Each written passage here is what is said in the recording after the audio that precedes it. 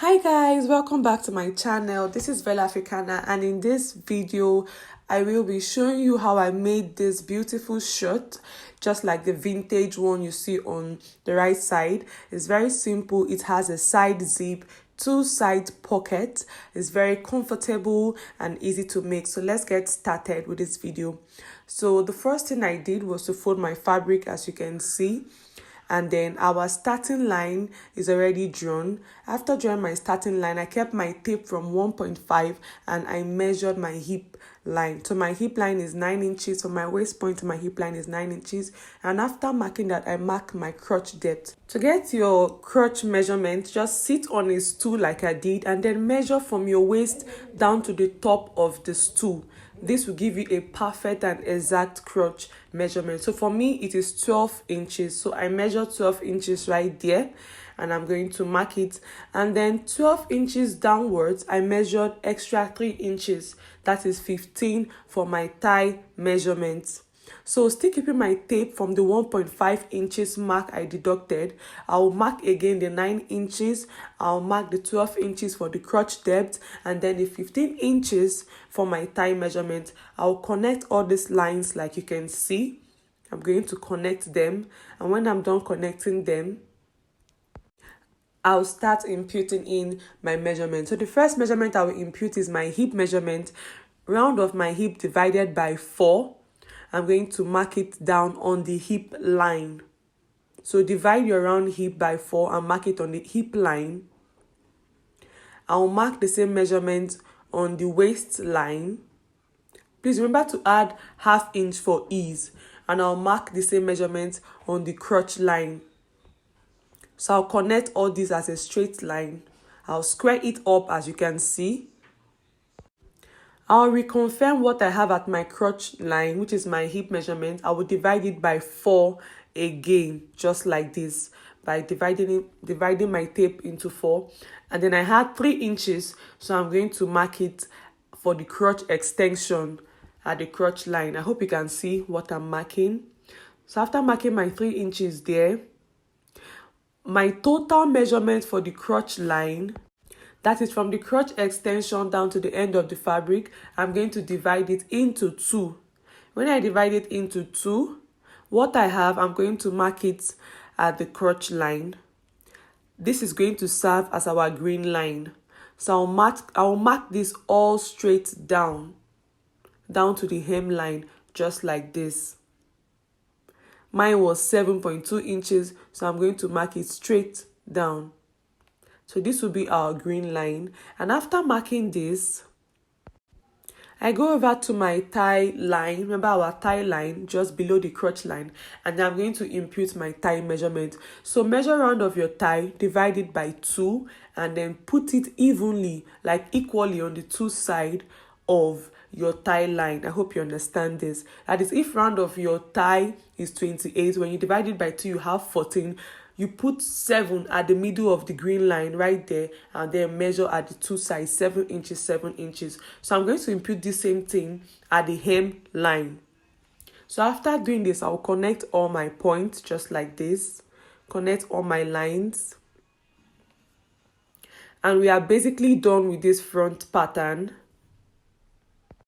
One more thing that we're going to do is that I'll come back to my waist line, divide round of my waist measurement by 4, and then impute it on the waistline.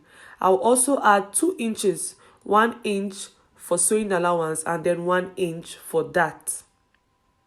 So that is the 1 inch I'm adding first for the dart, and then 1 inch for sewing allowance. So that's 2 inch. I'll connect this point straight to meet my hip line, just like this. So I'll start cutting immediately.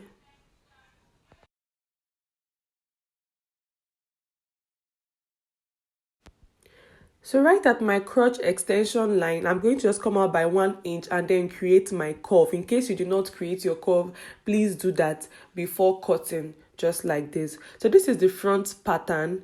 I'm going to use that iron to just make it firm while I cut. And we are done with this front pattern. Over to the back now.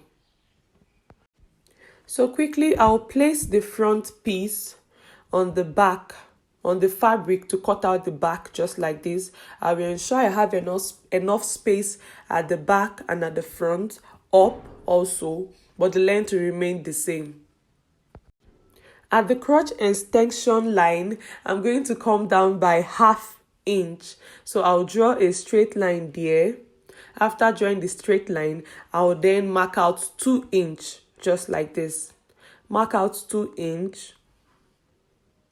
And then we are done for the back crotch extension. I'll connect this to make my own hemline, the hemline for the back. So after this, I will then come up to the waistline. Now I will come in by 2 inch. I'm going to mark the 2 inch there. And right at that point where I came in by 2 inch, I will go up by 1.5 inch. So if you're working for a slimmer person, 1 inch will be okay. So I came up by 1.5 inches. Then what I have for my waist measurement, I'll mark out the same thing.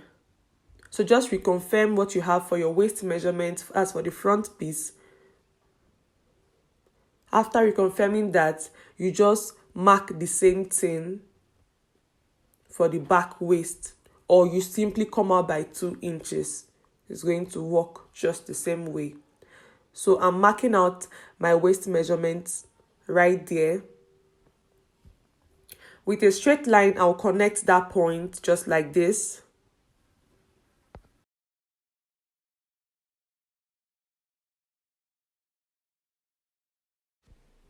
So over to my hip line now, I'll come out by 1.5 inches for the allowance at the back. So I'll connect that my waistline measurements to that point, just like you can see me do. And then at the thigh line, we are adding all the allowances at the back piece. I'll still come out by 1.5 inches. I'll connect all of this down to the hemline, the same 1.5 inches for the seam allowance and ease. Ensure that your fabric is not moving like mine. So I'll connect all these points. Then I'll come out by 2 inches at the crotch line so I can get the curve for the back crotch. So I'm going to connect now from the waistline to that point I came out by 2 inches and down to the extension we made earlier, the 2 inches we came out earlier. I'll connect all this to get my back crotch curve just like you saw me do. And after that, we are basically done with this back pattern. I'll begin to cut now. So after cutting this back piece now, we will head on to cut out the pocket. So I'll show you how I cut out my pocket. So I'll take the front piece and place it on the actual fabric. And when I place it just like this, I'm going to trace out the thigh line, that's for the length, and also the green line, that's for the width. When I trace this out just like this, I'm going to cut out 2 pieces of the main fabric and then 2 pieces of a black lining. I'll show you how I place it and sew it. So I'm going to cut out the pocket. Now this is the 2 pieces. This is the 2 pieces of the main fabric. After this, I'll cut out the 2 pieces for the lining. So this is the front piece. Go ahead and sew in your dart and then join the crotch line just like I did with 1/2 inch. So I'll open this up right now. Then I'll bring in the pocket lining. I'll place it at the sides just like this. This is one and this is the second one. I'll place it at the side and then I'll bring in my tape. I'm going to measure 1.5 inches at the top just like this. And after measuring 1.5 inches, I'm going to measure 7 inches downwards. I will mark it also. I'll do the same for the other side, 1.5 inches at the top and 7 inches down. So next, I'll join the 2 points with my freehand sketch with a straight line, and then I'll simply sew along that line for the 2 sides. So I'll do this and show you what it looks like. So I'm done stitching along that line. The next thing I'll do is to trim off the excess on both sides.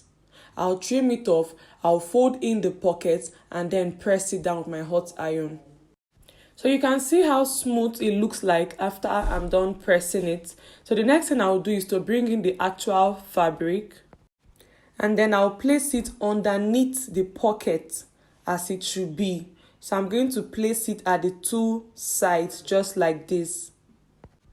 So after placing the pocket, I will then bring in my tape and ensure that what I have at the side is 1.5 inches. So the 1.5 inches that we deducted while folding in the lining, we're going to replace it back with the actual fabric. So I'll confirm the 1.5 inches on both sides. So I'll stitch the top, and after that, I'm going to turn it to the back and then stitch around the pocket just like this. I'm going to stitch all around the pocket and show you guys what it looks like. So here our pocket is ready. You can see how neat it is. I had to turn it inside and then I pressed it. So our pocket is ready. So right now, I just want to repeat the same process for the second pocket. I want to mark it all through before sewing it down to the top, and the second pocket would also be ready. So our pocket is ready. You can see how neat and fine it's looking. The next thing I'm going to do now is to cut the band. So I want to cut the band separately, and I'll show you guys how I want to cut my band. So I'm going to take the actual fabric, fold it into two like this, and then take our front piece and place on top and begin to trace out the waistline. So I'm using this method because our waist is not straight, and whenever I cut out a straight piece just to sew it along the trouser, it doesn't come out nicely. But this method has been working very fine for me. So I'm going to trace out the waistline just like this. And when I'm done tracing out the waistline, I'm going to measure 3 inches downwards. So I'm using 3 inches downwards because I'm going to fold in 1/2 inch on both ends, and then use another half for the joining. And so then I'll be left with 1.5 inches. So while tracing out this, I will also use the same pattern, making it a curve, not a straight line. And then after that, I'm going to just make a straight line at the edges and then cut this waistband out. So when I'm done cutting this out, I'm going to stitch the top part, just like you see me do right now. So I have used my iron to fold in 1/2 inch on both ends. So I'm going to bring in the front piece, arrange it very well, place it inside, and then place the second band on top, just like this. Sorry, the other side of the band, and then sew a straight line. You can pin it down before sewing, depending on how you want yours to be. But I'll just sew a straight line across. So this is what we have. You can see the pocket still sits very well and the band is okay. So the next thing I'll do now is to repeat this same process for the back piece, just to put in the band. So this is the back piece, and I have put in the band for the back piece, and you can see how very fine it is. So the next thing I'll do is to place the front piece on the back piece equally. You can use let the two crotch points touch each other so you can have it equal and neat, and then I'll stitch down one side depending on where you want your zip to be. So I'll stitch down one side and then use the other side for my zip. After stitching down one end, the next thing to do is to confirm your waist measurement. Very important. Confirm how many inches you have left so you can know what to take out while putting in your zip.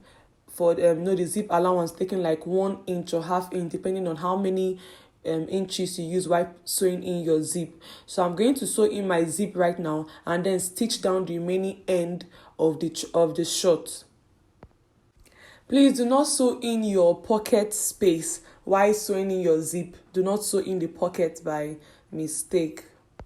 I have sewn in my zip. I used a long zip, so I'm going to trim off the remaining excess, and then I have stitched the remaining end. So go ahead and sew in the inseam just like I did, straight down, connect it, sew it straight, and then what you have left to do is to fold down the hemline of this shirt. If you haven't subscribed at this point, what are you waiting for? Please subscribe, give this video a thumbs up, and do leave a kind comment. Thank you guys. So I'll just stitch in the top of my zip, ensure that it is safe and secured, and I'll show you guys the outcome of this shirt.